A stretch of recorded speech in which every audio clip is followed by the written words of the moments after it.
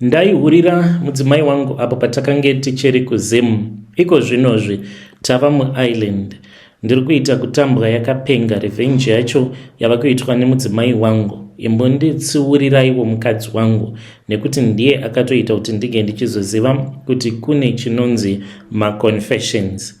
Kuti munge muchinzwisisa nyaya iri kuitika muupenyu hwangu, regai ndimbokudzoserai kumashure zvishoma. Back home patakange tichiri kuZim, mudzimai wangu wandichati Messi, iye zvake achati azonzwa nyaya iyi achaziva kuti ndini ndakutumidzirai nyaya. Hameno kuti achatsamwa here, zvimwe kuda achazoti wandifumura pavanhu. Saka back to my wife Messi. Messi and I, we got married muchurch. Takatanga kudanana tichiri kuma young generation chaiko. Then tava kuma youth ndo patakanyanya kupengesana. We went to the same medical school. Inini naye taigara tichingoshingisana kuti tinofanira kuti tinge tichizoshanda chaiko nekuti mari yakakosha mukurarama. Takati tava kushanda as madoctors. Nemudzimai wangu we were highly respected muchechi kana musociety. Tainge tichiwanawo zvimari zvainge zviri nani according to Zimbabwean standards.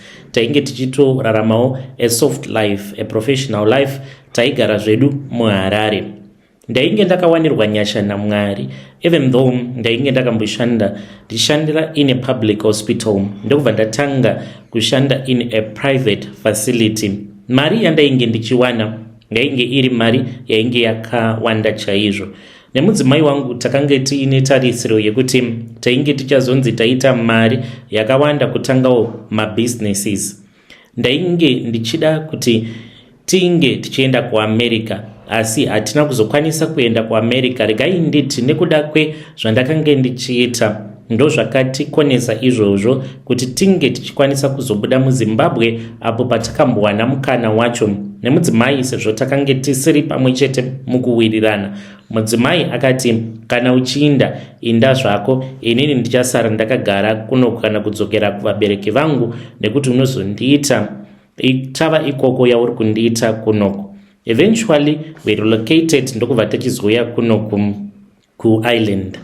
Tauya kunoku ndikangoti upenyu hwakambofamba zvakanaka, but then ndakazotanga kurwara. Handizivi kuti urwere hwakaita sei huri kunditambudza, nekuti kana kunyora chaiko handigoni kunyora nekuti ndinenge ndichibvunda muviri wangu wose.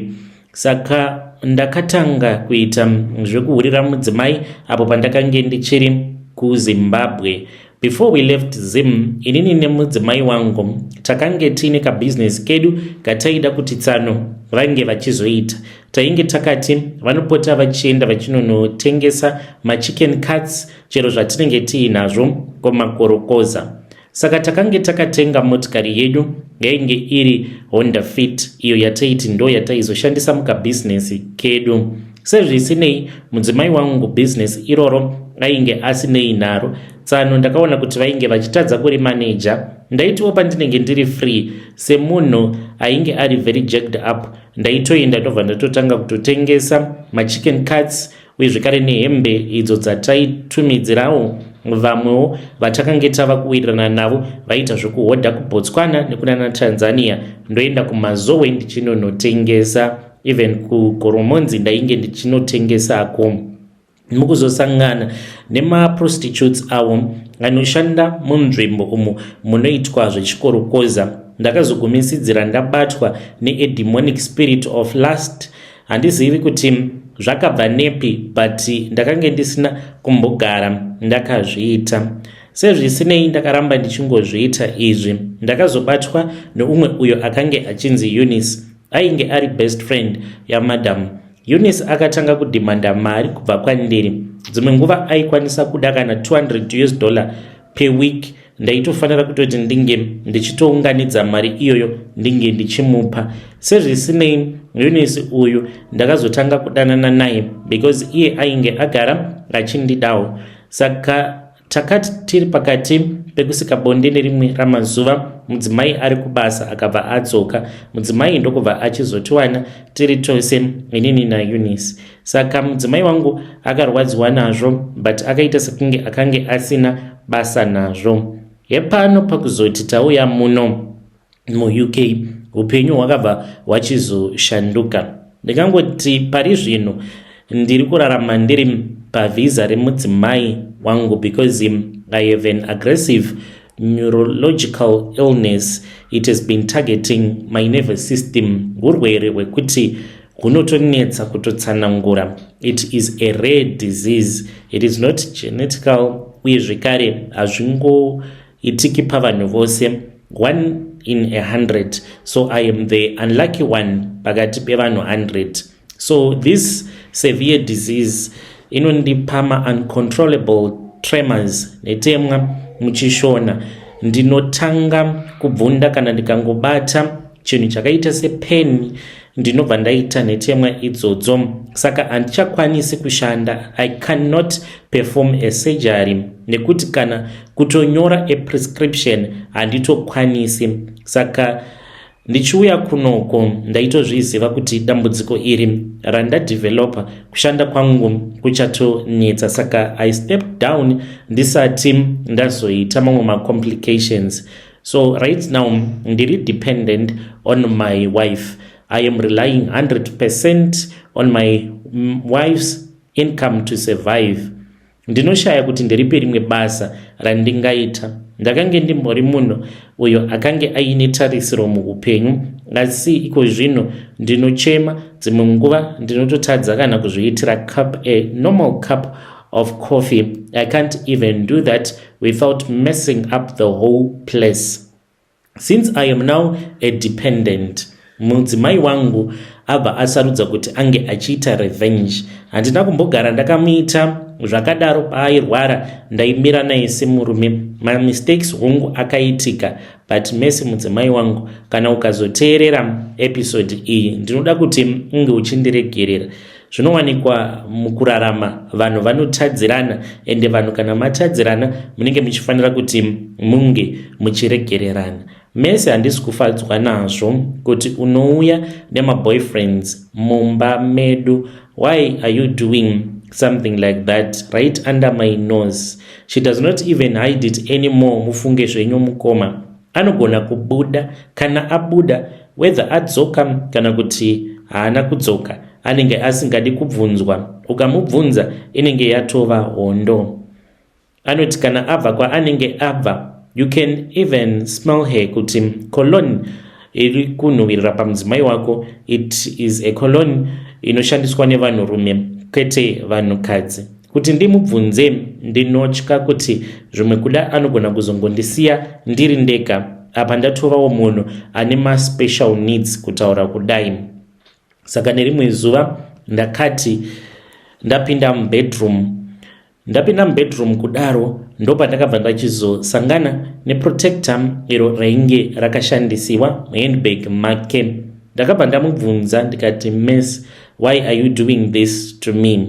Akabva anditi, "Ko iwe wakanganwa here zvawaiwanzokuita naEunice? Dzokera kuZimbabwe umbononakirwa naEunice.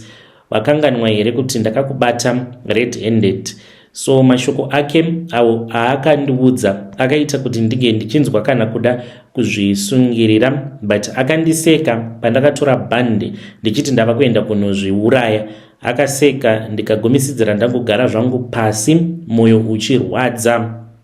Ndoitawo sei nemukadzi wangu kuti ange achindiregerera asaramba achiita zvaari kuita? Hongu kutadzirana takatadzirana, but I believe kuti zvinowanikwa mukurarama. Handina kuzviita zvinhu izvi nekuti ndainge ndichida, ndakakanganisa, ende ndinoda kuti kwauri mudzimai wangu ndiregerere kana ukazoteerera confession iyi.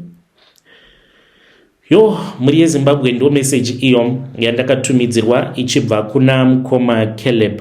Ngatitaurei navo mucomment section. Zvinongorwadza hazvo Vedway. pakaipa vanzvadzi maiguru regererai mukoma Caleb. Kana muchida you can come to my inbox at brother Nashi mundiudzawo kuti ichokwadi here chiri kutaurwa namukoma kuti ndo zvamuri kuita. So please uyaiwo your own side of the story. Makaita zvakanaka chaizvo kuva introducer kuma secrets nema confessions, but hanzi ndiregererewo umwe wangu tingoraramisana mune zvakanaka.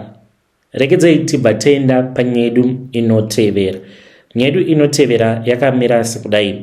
Hanzi mukoma Nashi ndiri kushaya kuziva kuti zvandakasangana nazvo zvinoreva kuti kudii.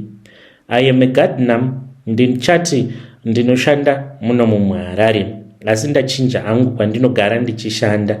Pamba pandinoshanda bosi vangu havagari vari panzvimbo nguva dzose, vanongotiwo pano nepapo ndipo pavanenge varipo pamba. Mudzimai wavo anogara ari ega almost every time. Saka nerimwe zuva akanditi ndinge ndichizoklina mumba nekuti maid akange ava nemazuva asipo pamba ainge achirwara. Ndiri pakati pekuklina kudaro vakabva vandipa makeys vakandiudza kuti vari kumboenda out kunoshopa nemwana wavo. Saka ndichipinda nekubuda mumarooms akasiyana-siyana ndichimopa. Ndakazopinda mune imwe room iyi mukoma ine single bed uye zvekare ine makamera maviri, asi ndakati ndakatarisa pambedha ndakaona zvinhu zvakandishamisa. Ndakati ndatarisa ndikaona kuti matoyi aya anoshandisiwa nevakadzi kana vachizviita vari vega. Chakandinetsa ndechekuti ko makamera maviri ari murumu ndei. Handina kana kuda kumboklina room iyoyo nekuti ndakatya kuti madam boss vangu zvimwe kuda vainge vasingadi kuti ndinge ndichiklina room iyoyo. Is this a sign yekuti madam boss vangu vari kundida kana kuti kwete? Ndiri kuda kuti mhuri yeZimbabwe munge muchindibatsirawo nemazano. Hanzi mazano marairanwa, ndichange ndichizoteverera ndiri mucomment section. Ndovasvitsa shoko here kuti madam boss vangu vanogona kunge vari munhu anoita zvekuacta here mavideos evanhu vakuru. Role yangu kana kuri kunzi ndikavapfimba inenge iri yei, uye ndinoda kuziva kuti zvinotendedzwa here muZimbabwe zvekutora namavideos iwawo, zvimwe kuda zvinogona kunge zviine mari. Yo, muri yeZimbabwe ndo message iyo yandakatumidzirwa ichibva kuna mukoma vedu. Zvakangoma hazvo vedu we muchapiwa madrugs mobva shutwa mavideos obva totanga kutotenderera painternet. Ngatitaurei navo mucomment section mukoma vedu ava. Regedzai tibva taenda panyedu inotevera. Nyedu inotevera yakamira sekudai so. Hanzi mukoma Nashi makadii zvenyu? Please post my story makaviko chitupa changu. Ininiwo ndiri murume uye zvekare ndine makore 45 years kuberekwa. Makore ose awa ndanga ndigere munomu munyika yavatorwa, nyika yeSouth Africa. Saka ndakabvairira mudzimai wangu. Dambudziko rangu rakatangira pakuti ndakatora chitupa chemuno nekuti mudzimai wangu iye mushona, inini ndiri mundevele. Saka pakunonotora chitupa zvakanzi uyu mushona haana chirudzi chemuno chaanonyatsokugona, mukuzofamba anokwanisa kuzobatwa akaonekwa kuti mushona.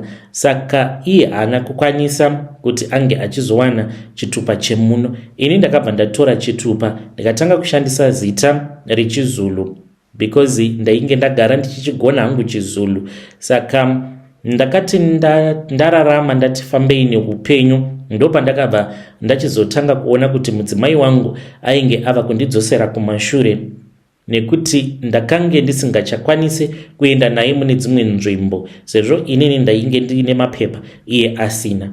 Takaronga rwendo rwekuenda kumacruise ship. Nekuda kwekuti ainge aine departure ndakatadza kuenda kumacruise ship.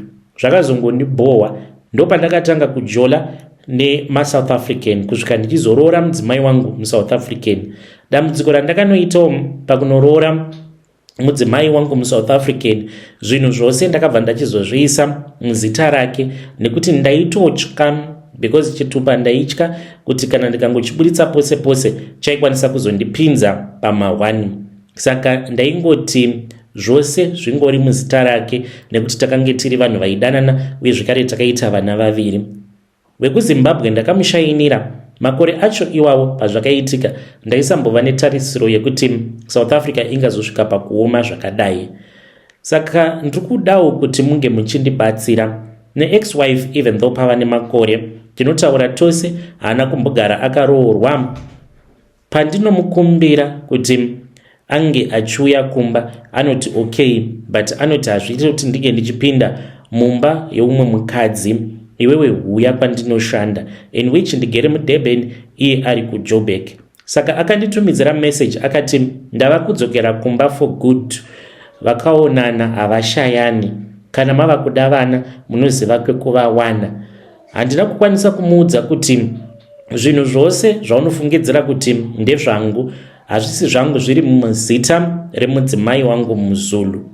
Ndoita zvekuita sei because kana neniwo I don't feel comfortable. Ndinotya kuti unozokwanisa kuzongosara uri wega muZimbabwe muno muSouth Africa kana kuzotopondewa ukaurawa. Mudzimai wangu muSouth African haatozvizivi kuti ndiri wekuZimbabwe. Ndibetsereiwo nemazano. Pane mushonga here wandikashandisawo mushonga wekuti kana ndikaushandisa mushonga iwoyo mudzimai wangu muZulu anobvuma kuti tinge tichitengesa imba nemotikari dzatiinadzo nekombi tine taxi yatiinayo iyo inopilota kubva muDurban ichienda kuJoburg. Kune vose vachandibatsira ndinotenda chaizvo, ndichange ndichizoteerera ndiri mucomment section. Muri yeZimbabwe ndo message iyo yandakatumidzirwa ichibva kuna mukoma vedu. Zvakangoma hazvo vedwe. Hanzi hakunawo here mushonga wekudzimaidza mudzimai wavo muZulu abvume kutengesa zvose vawanewo start pakudzokera kumba. Munozvionawo sei? Hanzi pfungwa dzafunga mudzimai wangu wekare. Ini ndinoona sekunge mukoma vedu ava kufunga kwavari kuita mudzimai wekare vari kungoda havo pekusvikira, kana vakangogara vawana pekusvikira zvavo zvinenge zvatova bom. Hanzi amai guru vari kuti hapana problem, unokwanisa kuuya zvako totangidza upenyu patsva. Asi hanzi mudzimai haazvizivi, anofungidzira kuti mari yandiinayo iri muzita rangu, saka iye ari kutoronga kuti kana ndikadzoka kwaari tobva tatotangawo humwe upenyu hutsva. Hanzi handina kana send mari yose iri muzita remukadzi wavo. Ngativabatsirei mucomment section. Rekedzai tibva taenda panyedu inotevera. Nyedu inotevera yakamira sekudai so. Hanzi ndakadanana neimwe mbinga yekuNigeria ndichida mari nekuti ndainge ndaita makore akawanda ndiri kuno kuSouth Africa. Saka nekuda kwexenophobia ndainge ndava kunyara kudzokera kumusha ndisina chinhu. Saka pandakarara nembinga iyi ndava kubuda makonye kusikarudzi kwangu. Ndiri mukadzi ane makore 39 years ekuberekwa. Ndinogara muno muKZN. Ndingangoti ndava ne10 years ndiri muno muSouth Africa. Isu tisu vaya vaizviudza kuti hatiende kumusha tichafira muno muSouth. Nyaya yangu mukoma yakamira yakadai so. Ndakauya muno muSouth mugore ra2015 mushure mekunge ndarambwa nemurume wangu. Akandisiya ndisina kana pekutangira. Murume wangu ainge asisachengeti vana. Ndaiti ndikamufonera ndichimubvunza nezvevana aitondiudza kuti handichengeti vana sikana. Saka ndakaguma ndangozviudza kuti handingatsvake munhu, ndava kungoita zvelife yangu. Saka nekuda kwesituation yandainge ndatarisana nayo ndakataura nasisi vangu avo vainge vari muno muSouth Africa. Vakanditumidzira mari yebhazi. Ndakauya muno muJoni. Sisi vangu vakanditsvakira basa richimadhumbe. Ndikatanga kushanda pamba peumwe muzimba. Ndainge ndisingawani mari yakawanda, asi zvekuchengeta vana vangu ndainge ndava kukwanisa. Ndakatanga kushanda kubva 2015 iyoyo kusvika muna March this year. Varungu vangu vakabva vandiudza kuti ivo vainge vava kudzokera kuZimu nekuda kwesituation yava muno muSouth Africa yekuti maforeigners haachadikwana. Saka inini ndainge ndisina kana extra saving kandainge ndiinako. Ndakaona kuti kana ndikadzokera kumusha ndinotangira pai. Saka ndakataura nefriend yangu akandipa accommodation pekugara friend yangu iye anoita basa rechipfambi aipota achienda kumaloji achinosangana nembinga ovata nadzo obva apiwa mari. Ndiyo yainge itori life yake muno muSouth. Saka akatondiudza kuti ainge akatovaka imba yake kwaseke kudema nemari yaipiwa nembinga. Saka ndakanyatsokudzamisa pfungwa dzangu ndokubva ndangozvipira kuti ndongozviita nguva diki kuti ndiwane mari yekuti kana ndava kumusha ndotanga chibusiness chekuchengeta huku. Saka ndakatanga kuenda kuchipfambi, takaenda kune imwe lodge iri muno muKZN. Saka ndichisvika kulodge uku ndakasvika ndikafarirwa neimwe mbinga yekuNigeria, tikatanga kutaura tichinwa mabeers. Handina kuzoita zvevamwe varume, ndainge ndava kutoita zvembinga iyi yakandiudza kuti yainge yandifarira kuti tidanane. Takatanga kudanana kubva muna March 2026. Saka ndaipiwa mari ndichitumidzira mari iyoyo kumusha kuna amai vangu ndichitovaudza kuti chengetai mari ndinodzoka kumusha manje manje. Saka this month musi wa5 June mbinga yangu yakandifonera yakandiudza kuti ngaida kuti tisangane kuhotel. Ndakapiwa location yehotel yacho, ndikatora Uber ndikaenda kuhotel kuya. Ndakafara nembinga tisina protection, ndakangoriska life nekuti ndaida mari. Mbinga iyi yakazondisira mari ndokubva yabuda ikaenda. Ndainge ndisina kana problem. Ndakatora mari yangu ndokubva ndabuda ndikadzokera kumba kwabururu wangu kwandaigara. Ndakakalkulata mari yandainge ndatumidzira kumusha plus yandainge ndava nayo. Ndakabva ndatoona kuti zvainge zvatova bore kuti ndinge ndichienda kumusha. Musi wa 10 June iro rinogore ndipo patanga dambudziko rangu. Ndava kubuda makonye kunhengo yangu. Makonye awa anobuda akasangana neropa. Ndakambofunga kuti maybe ndinogona kunge ndakaita sick sezvo takasangana tisina protection. Saka takazama kufonera mbinga iyi ndisati ndaenda kuchipatara, asi foni yake yainge isingachaiti. Saka ndakaenda kuchipatara, asi kuclinic ndakanzi handina kana chirwere chandiinacho. Saka ndakaona sekunge zvinhu zviri kuitika mulife mangu zvava spiritual, nekuti makonye awa anobuda achitofamba-famba ari mapenyu. Type yemakonye acho ndiwo aya anowanikwa mumatoilets. Saka iye zvino upenyu hwandiri kurarama mukoma nashi wakaoma. Dai ndakaziva aitungamiriri ndingadai ndisina kumbobvira ndakaita zvandakaita. Ndakangozviendera hangu kumusha kuzimu nenhamo yangu. Zvimwe ndaigona kuwana pekutangira. Saka ndauyawo pano mukoma ndiri kutsvakawo help. Kana muine mubatsiri wamunoziva, please help me muno muJoni. Kana kumusha chandiri kungoda mukoma ingori help. Handina basa kuti help yangu yabva kupi, chandiri kungoda kupora kubva pasituation yangu.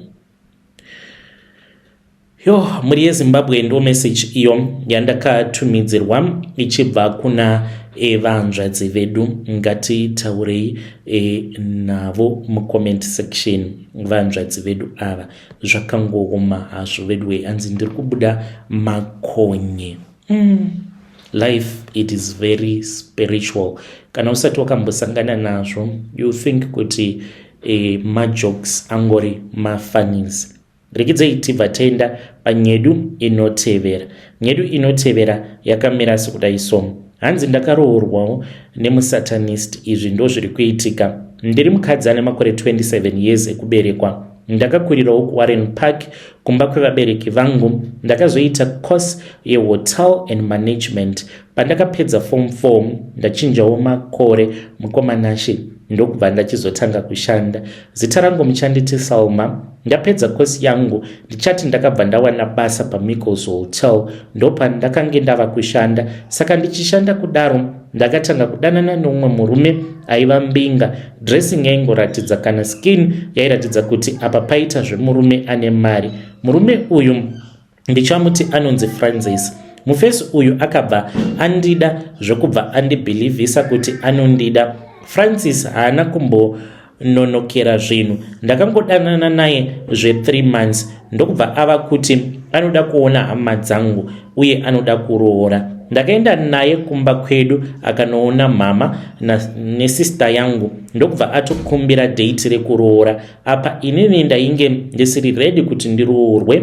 Ndakabva ndaudza mama kuti mama handisati ndava kuda kuroorwa. Mama vangu vainge vatofarira mukuwasha wavo, vakaona mari plus an expensive fancy car yaaiva nayo. Mama nesista yangu vakati varume vanoda kuroora mazuva ano vava kunetsa kuwana vazhinji kutizisa chete. Saka iwewe Salma usazorasisawo mukomana uyu uye zvekare usarasa mukana uyu. Sezvo ndainge ndasimbisiwa ndakabva ndabvuma paya, Francis akazouya ndokubva aroora. Zvinhu akazviita nekukasika. Inini ndakangoti semunhu ane mari hapana chinomunetsa. Zvadaro ndakaroorwa naFrancis akabvisa $10,000 pakuroora.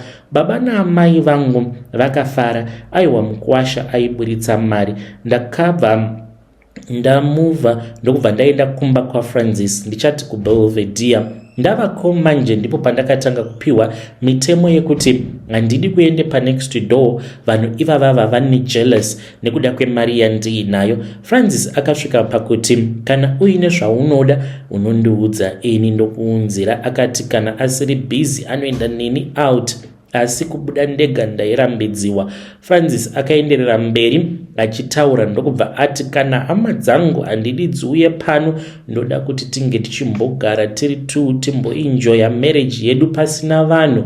Paakataura zvehama ndakabva ndatongoti kana dzangu hama hadzidiwi. Zvanga zviri clear kuti haadi zvevanhu pamba pake. Ndakatomboshingirira kuteerera. Saka one day ndakazoti ndichiklina mumba, ndakaenda mune imwe room yaaiti anopota achiklina ega day iri. Ndakangoti rega ndinoklina semunhu airambidzwa kutaura nemaneighbors. Ndainge ndaneta nekuona mamovies nekurara. Imba iyi ine 14 rooms. Pane mamwe marooms andainzi naFrancis anopota achiklina ega. Ini ndakanzi handidi uite stress nekuti kuklina unokwanisa kuzokanganisika, saka unongoklina mukitchen nemusitting nemubedroom chete. Saka ndakanopinda mumarooms aya. Mumwe handina chandakaona. Ndakazopinda mune imwe room maiva nemapictures aiva mumadziro, akanamatidzirwa kumadziro. Mapictures awa aiva evakadzi 7 vaiva nemapictures iwawo. Saka ndakabva ndamubvunza paakadzoka kubusiness rake, ndichimubvunza haana kuratidza kufara. Akangoti wanga uchitsvakei imomo mune chii chako? Ndokubva azoti mapictures ndeye marelatives angu vari abroad, uchavaona. Ndokubva ndangonyarara paya. Saka one day ndakaenda kubackyard. Saka amai vepanext vainge vakakwira palada vachitema mango mumuti mavo. Vakabva vandiona vakandimhoresa. Ndokubva ndokubva ndataura navo. Vakabva vandipa mango ndikatodya. Ndopavakabva vanditi unombouyawo uchitaura. Ndikati okay. Mushure mekunge vandidaidza kumba kwavo ndikati ndichauya. Apa ndizvo zvandairambidzwa naFrancis. Ndakazoti rimwe day ndakabuda ndikaenda panext kunotandara naamai vepanext. Ndakapota ndichidaro ndaingoti ndikaona time dzekuti Francis ava kudzoka ndobva ndaenda kumba. Ndakazoti rimwe zuva ndakanotandara, amai vandaitandara navo vakanditi mwanangu wakazvitakura kaiwe. Ndikati nhumbu yangu yainge yatova nezvimwedzi zvakati kuti. Vakaratidza kusafara amai vaya. Ndokubva ndatoti ko mama chii? Amai vaya vainge vakangoenzana same zera naamai vangu. Vakabva vanditi ndoda uzive chokwadi nemurume wako. Ndikati chii? Amai vaya vakabva vanditi murume wako akamboroora vakadzi 7, asi vakadzi vose ava chinotinetsa ndechekuti panguva yavanosununguka vanofa vose, amai nemwana. Ndichinzwa izvi ndakabva ndarohwa nehana. Ndava kufunga mapictures andainge ndaona mumadziro. Saka ndakabva ndatoona kuti ndiyo secret yaaida kuti ndisazoziva kusvika andiurayisa pakusununguka. Ndakabatwa nekutya nekuti ini nhumbu yangu mukomanashe yainge yatofamba. Nhumbu yangu iyi mukoma yatova palevel rekuti izvezvi ndinogona kunge ndakatotarisana nekufa because ndatoswedera, mazuva angu aswedera kuti ndinge ndichizozvara.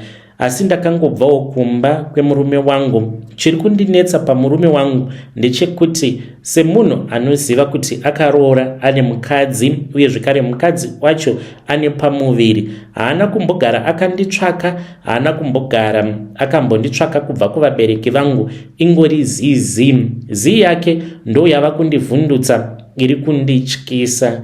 Ndodi nhumbu iyi yatova at an advanced stage zvekuti kana kuti ndinge ndichati ndinokwanisa kuibvisa, ndinenge ndava kutozvitsvakira rufu rwangu. Ndibetsereiwo mhuri yeZimbabwe, ndichange ndichizotevera ndiri mucomment section. Mhuri yeZimbabwe ndo message iyo yandakatumidzirwa ichibva kuna vanzvadzi vedu. Hanzi ndoitawo sei? Did you tell your mom kuti ndo zvamakaudzwa nemuvakidzani? If not, tell your mother. Taurai nemadzikuru enyu kana kuri kunzi vanhu vanenge vasingafarire kudya stereki, nekuti vanogona kutongoitsika futi nyaya yacho. So look for someone that you know munhu iyeye tolerate zvisina basa. Go and speak with that relative of yours. Vadiwa vateereri, ndo messages avo andanga ndakakubatirai. Thank you very much for watching and apologies for the background noise. Ngatisanganei zvekare mune zvimwe zvirongwa zvinotevera.